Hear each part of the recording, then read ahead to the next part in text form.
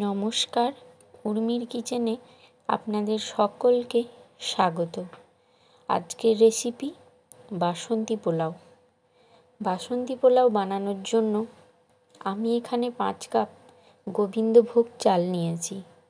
আপনারা আপনাদের প্রয়োজন মতো চাল মেপে নেবেন, কাপ বা বাটির হিসেবে। চালগুলি ভালোভাবে ধুয়ে নেবেন।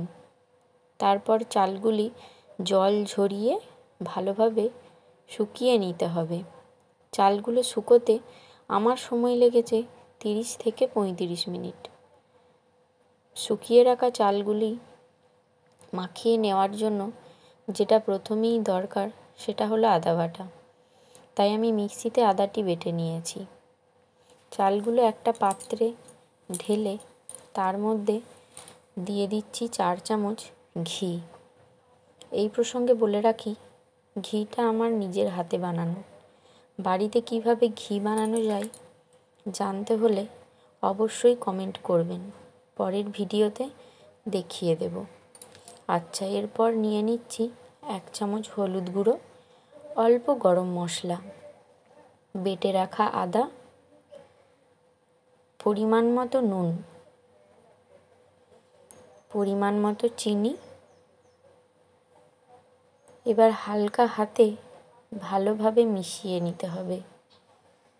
তারপর 30 মিনিট চাপা দিয়ে রেখে দিতে হবে। অন্যদিকে কড়াই গরম করে তাতে পরিমাণ মতো সাদা তেল দিয়ে দিলাম। তাতে 2টো তেজপাতা, 4টে দারচিনি, 4টে লবঙ্গ, ছোট এলাচ দিয়ে নেড়ে নিলাম। এবার ভিজিয়ে রাখা কাজু কিশমিশ হালকা করে ভেজে নেব। হালকা ভাজা ভাজা হলে ভিজিয়ে রাখা চালগুলো তার সঙ্গে ভেজে নেব। 2 থেকে 3 মিনিট চালগুলো ভালোভাবে ভেজে নিতে হবে।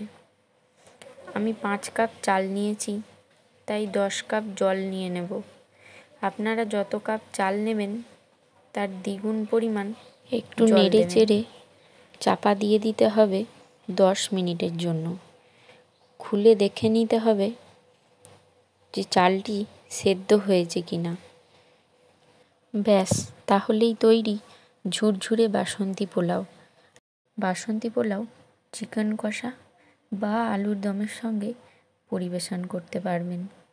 রেসিপিটি ভালো লাগলে অবশ্যই আমার পাশে থেকে চ্যানেলটিকে এগিয়ে নিয়ে যেতে সাহায্য করবেন। লাইক, কমেন্ট, শেয়ার ও সাবস্ক্রাইব করতে ভুলবেন না কিন্তু।